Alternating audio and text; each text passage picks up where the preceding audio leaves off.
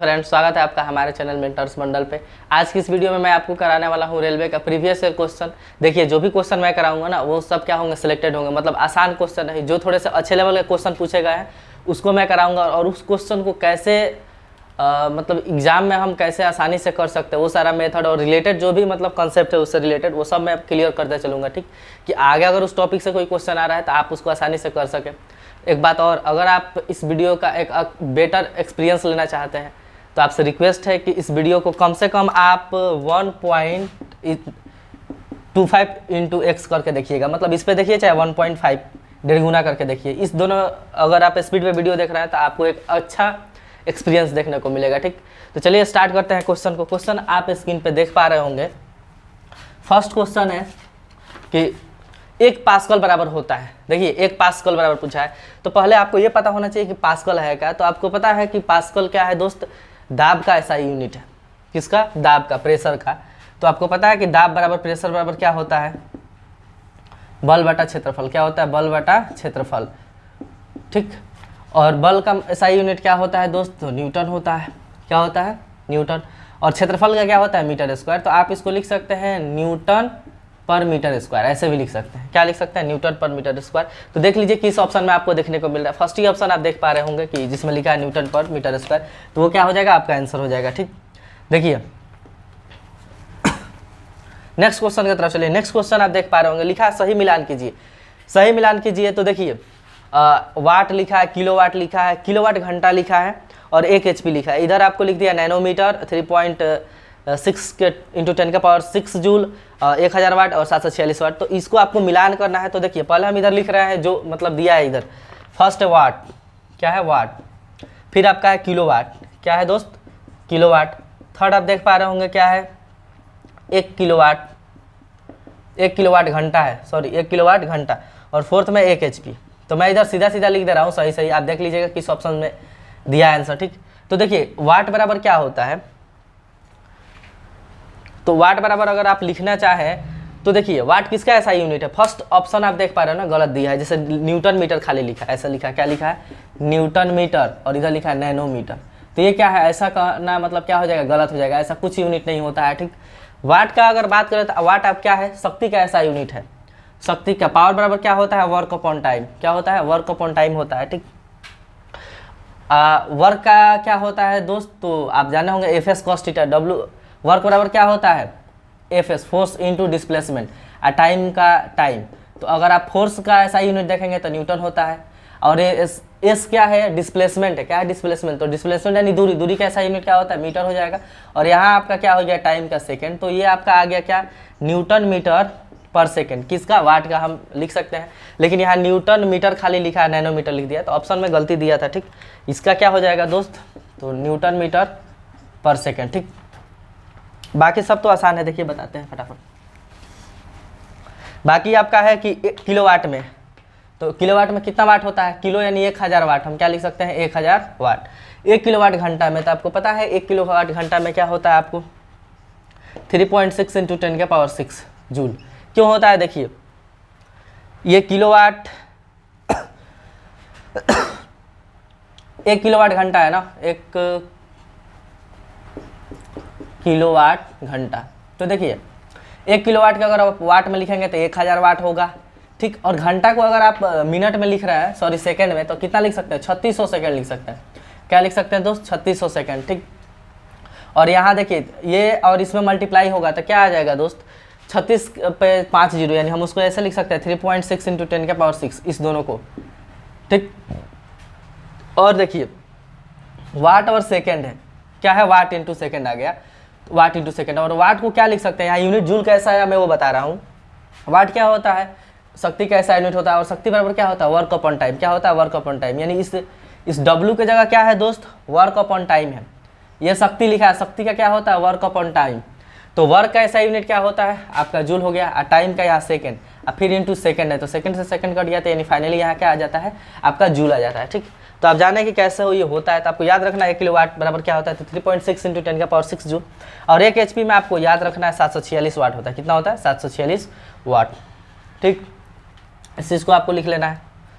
और देखिए कभी कभी व्यावसायिक यूनिट पूछता है कि जो शक्ति है ना, या सॉरी जो आपका ऊर्जा है शक्ति, उसका व्यावसायिक क्या होता है, व्यावसायिक यूनिट। तो आपको क्या याद रखना है, ये वाला कार्य का क्या होता है, ये किलोवाट। नेक्स्ट क्वेश्चन आप देख पा रहे होंगे। नेक्स्ट क्वेश्चन है, देखिए फटाफट। क्वेश्चन है कि निम्न में से कौन सा अधिक कार्य कर सकता है।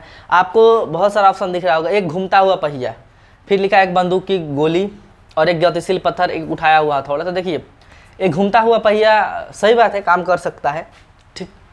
लेकिन बंदूक की गोली, तो देखिए आपको पता है कि जो हाफ mv², ठीक, दो स्थिति जो गतिज ऊर्जा होता है ना, तो ये आपका गतिज ऊर्जा जो होता है उसका क्या है, फॉर्मूला है, किसका है, गतिज ऊर्जा का। और स्थितिज ऊर्जा का क्या है दोस्त, mgh है। क्या है, mgh है।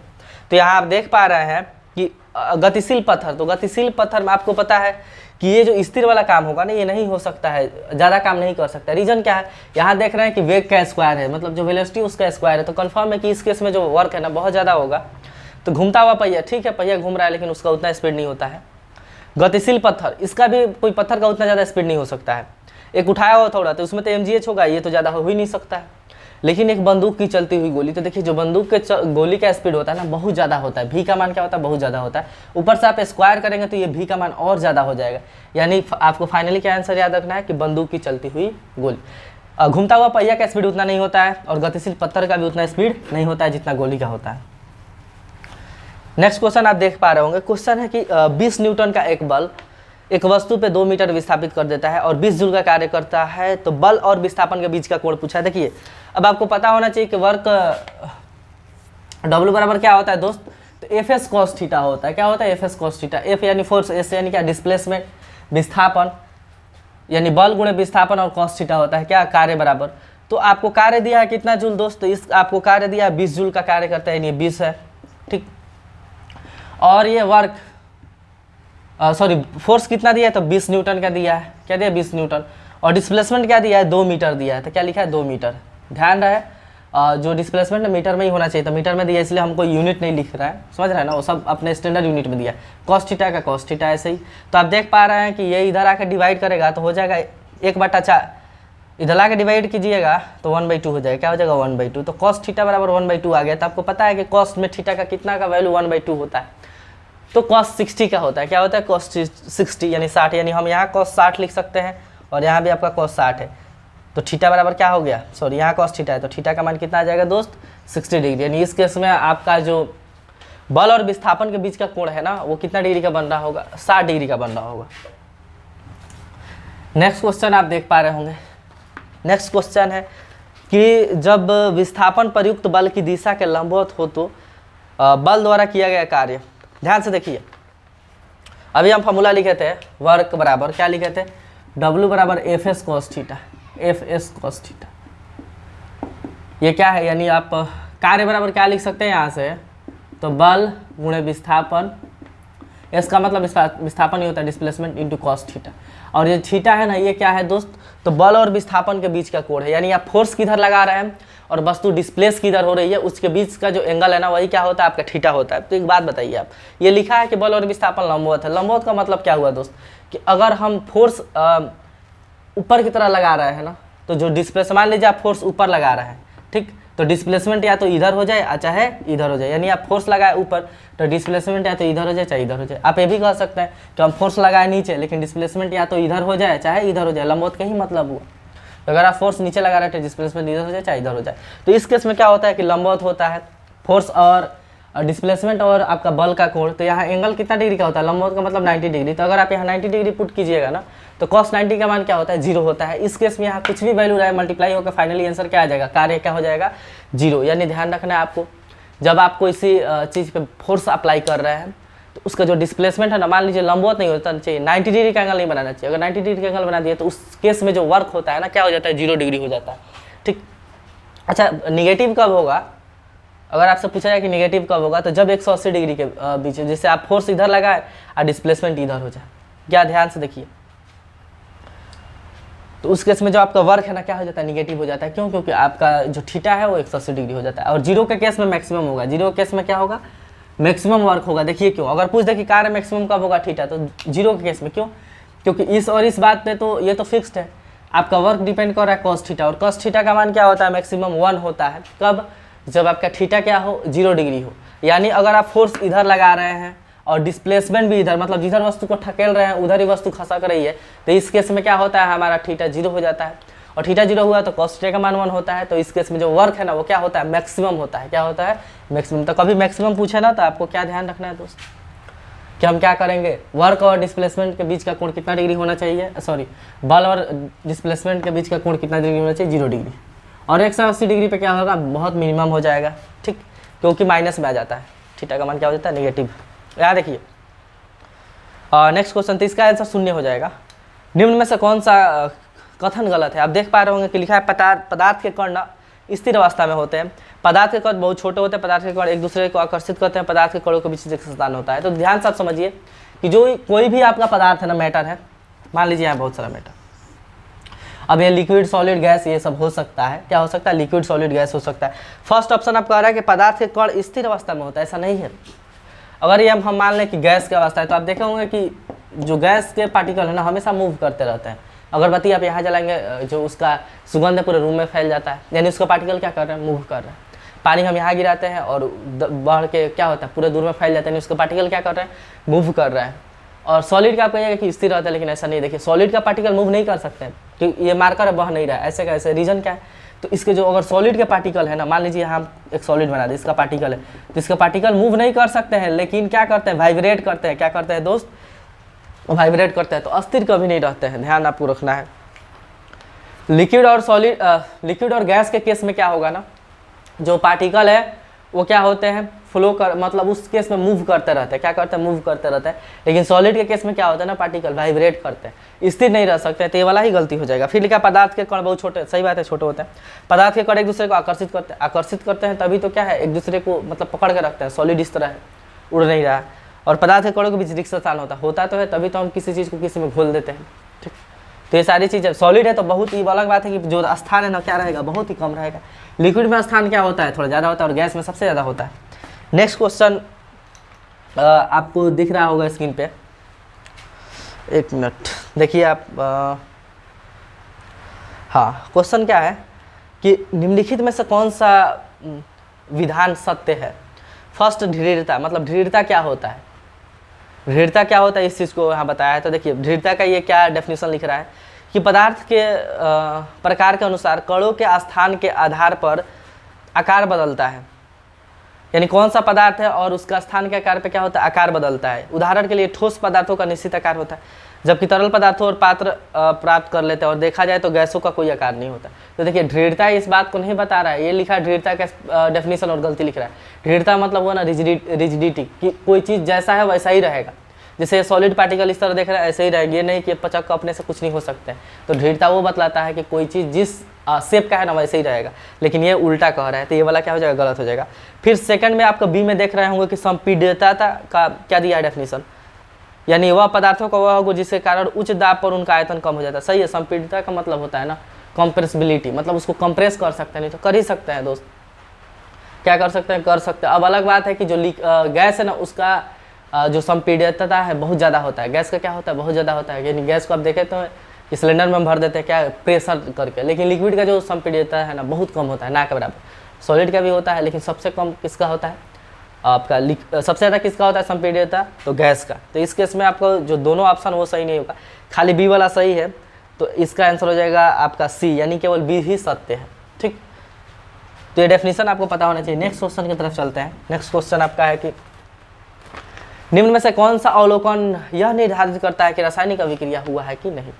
तो देखिए रासायनिक अभिक्रिया होता है तो ये सही बात है कि आपका अवस्था में चेंज आ जाएगा। किस में चेंज आ जाएगा दोस्त, जो अवस्था है ना उसका अवस्था में बदलाव आ जाएगा, ठीक, ये भी होगा। सेकंड आपका है कि गैस का उत्सर्जन होता है, यानी गैस का भी जो निकल सकता है, गैस का उत्सर्जन ये भी होता है। और थर्ड आपको ये भी ध्यान रखना है कि रंग में परिवर्तन क्या हो सकता है, रंग में भी परिवर्तन हो सकता है। तो ये तीनों फैक्टर है जो डिसाइड करते हैं कि आपका केमिकल रिएक्शन हुआ है कि नहीं। तो ये तीनों सत्य हैं, तीनों में चेंज हुआ है तो हम ये कह देंगे कि केमिकल रिएक्शन हुआ है। तो आपका ऑप्शन हो जाएगा इनमें से कौन सा ऑप्शन है, ऑल ऑफ दीज, यानी डी नंबर क्या है, सही है। 36 नंबर देखिए, लिखा है कि संतुलित रासायनिक समीकरण डैश डैश के अनुरूप होते हैं। यानी कोई केमिकली बैलेंस्ड इक्वेशन है ना, वो किसके अनुरूप होता है। तो हम, अगर आप मेरा वीडियो नहीं देखे ना, तो हम एक वीडियो बनाया है जिसमें क्या किया है, आपको लॉ ऑफ केमिकल कॉम्बिनेशन जितना होता है ना वो सब बताया, उसी का एक क्वेश्चन आप जरूर देख लीजिएगा। ठीक, हम आपको बताए थे द्रव्यमान संरक्षण का नियम। कोई भी केमिकल रिएक्शन होता है ना, तो जो मास रिएक्टेंट का ना प्रोडक्ट का क्या होता है, इक्वल होता है। जैसे कार्बन और CO2 ऑक्सीजन मिलकर क्या बनाता है, कार्बन डाइऑक्साइड। तो जो मास इसका होता है ना, इधर आपका रिएक्टेंट का, वही मास किसका होगा जो प्रोडक्ट बनेगा। यानी मास ना ही आपको किसी केमिकल रिएक्शन में एक्स्ट्रा ला सकते हैं, ना ही हम उसका लॉस कर सकते हैं। ठीक, और आपको बताए थे उसमें हम अच्छे से बताया है कि जो मास कंजर्व करने के लिए ना हम क्या करते हैं दोस्त, जैसे आपको पता है कि H2 + Cl2 मिलकर क्या बनाएगा, HCl बनाएगा। क्या बनाएगा, HCl। तो इस केस में अगर अब मास निकालेगा ना, तो इधर मास ज़्यादा हो जाएगा, इधर मास क्या हो जाएगा, कम हो जाएगा। तो ये जो लॉ ऑफ मास कंजर्वेशन है, द्रव्यमान संरक्षण के नियम, ये लगे, इसके लिए हम क्या करते हैं, इक्वेशन को बैलेंस करते हैं। क्या करते हैं, इक्वेशन को बैलेंस करते हैं कि ये रूल लगे। तो आपका ऑप्शन कौन सा सही हो जाएगा, द्रव्यमान संरक्षण का नियम, ये उसी के संबंधित। हम बैलेंसिंग इसलिए करते हैं कि द्रव्यमान संरक्षित रहे। ठीक, नेक्स्ट क्वेश्चन आप देख पा रहे होंगे कि मानव शरीर का मुख्य हिस्सा किससे बना होता है। ऑप्शन देखिए क्या क्या है। ऑप्शन है आपका प्लाज्मा, क्या क्या है, प्लाज्मा है, फिर आपका है वसा, प्रोटीन, और क्या है, पानी। तो देखिए अगर ये पानी नहीं रहता ना, तो इस केस में हमारा आंसर हो जाता प्रोटीन। क्या हो जाता, प्रोटीन, क्योंकि जो बॉडी है ना मैक्सिमम प्रोटीन से मिलकर बनी है। लेकिन अगर ऑप्शन में पानी है ना, आपको पता है कि अराउंड 70-71% बॉडी में क्या है, पानी है। तो मैक्सिमम हमारे चीज़ में किस चीज़ से बना है, वाटर से। अगर वाटर नहीं रहता तो ऑप्शन आपका प्रोटीन हो जाएगा। तो इस केस में आंसर आपका सही होगा क्या, वाटर। एक बात आपको और ध्यान रखना है कि जो हमारे शरीर में जो ये है ना तत्व, उनका जो ये क्रम होता है OCH, N और कैल्शियम। यानी आपसे पूछे कि सबसे ज़्यादा कौन सा एलिमेंट पाया जाता है, तो क्या मारिएगा, ऑक्सीजन।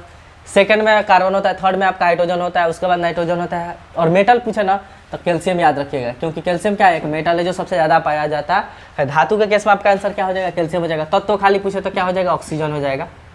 नेक्स्ट क्वेश्चन आप देख पा रहे होंगे। नेक्स्ट क्वेश्चन है कि निम्न में से क्या मैक्रो पोषक तत्व नहीं है। मैक्रो पूछा है, देखिए क्या क्या है, विटामिन है, विटामिन है, और क्या है दोस्त, वसा है, और कार्बोहाइड्रेट है, कार्बोहाइड्रेट है, और क्या है आपका एमिनो एसिड है, एमिनो एसिड। और क्या पूछा है, तो मैक्रो पूछा है ना, मैक्रो कहा गया, हाँ मैक्रो। देखिए एक होता है मैक्रो न्यूट्रिएंट्स और एक होता है आपका क्या, माइक्रो न्यूट्रिएंट्स। एक मैक्रो और एक क्या होता है, माइक्रो होता है। दोनों में अंतर आप समझिए कि क्या है। देखिए मैक्रो का मतलब होता है ना जो हमारे बॉडी में क्या है, बहुत ज़्यादा पाया जाता है, तो मैक्रो उसको बोलते हैं। माइक्रो मतलब जो कम पाया जाता है। तो इस 4 ऑप्शन को आप देखिएगा ना, तो फैट बहुत हमारे बॉडी में बहुत ज़्यादा है, कार्बोहाइड्रेट भी है। एमिनो एसिड मतलब क्या होता है, तो आपको पता है प्रोटीन में क्या होता है, एमिनो एसिड से मिलकर बना होता है। तो प्रोटीन है, इनडायरेक्टली क्या लिखा है, प्रोटीन। तो ये तो तीनों चीज़ें क्या है, मैक्रो है, मतलब ये तीनों चीज़ें ज़्यादा पाए जाते हैं। लेकिन ये जो विटामिन और मिनरल्स होते हैं ना, ये क्या होता है, माइक्रो होते हैं, बहुत कम मिलते हैं हमारे शरीर में। तो इस केस में आप कह रहा है कि कौन नहीं है, तो विटामिन वाला ऑप्शन हो जाएगा। आखिर विटामिन क्या है, तो माइक्रो है, मैक्रो नहीं है।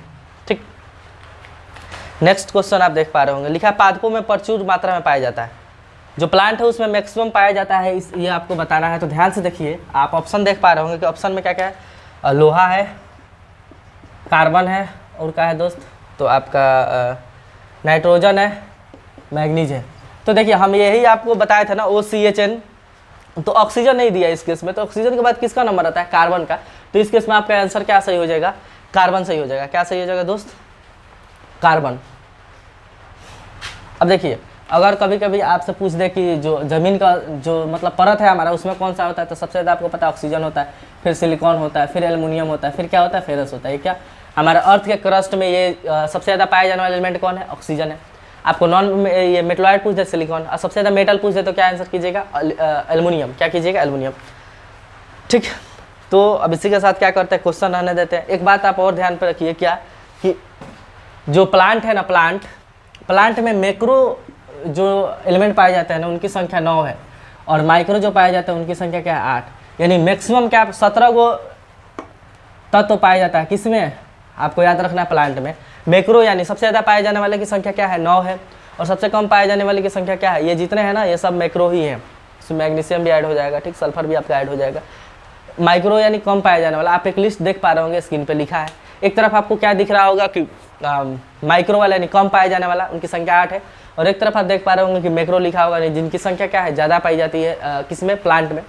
तो ये लिस्ट आप ध्यान पर रख सकते हैं। कभी कभी सवाल ऐसे भी बनता है कि निम्न में से कौन माइक्रो न्यूट्रिएंट्स नहीं है या निम्न में से कौन मैक्रो न्यूट्रिएंट्स नहीं है, तो आप इसको क्या कर सकते हैं, बना सकते हैं। ठीक, तो देखिए मैंने आपको क्या किया है कि अगर आप साइंस का और सारा वीडियो देखना चाह रहे हैं तो प्लेलिस्ट बना हुआ है, जिसमें मैं आपको फिजिक्स केमिस्ट्री के बहुत सारे लेक्चर क्या किया, प्लेलिस्ट टॉपिक वाइज मैंने पढ़ा के डाला है, आप वो देख सकते हैं। वीडियो आपको अच्छा लगे तो लाइक और शेयर कर दीजिए, नए हैं कुछ चैनल को सब्सक्राइब जरूर कीजिएगा।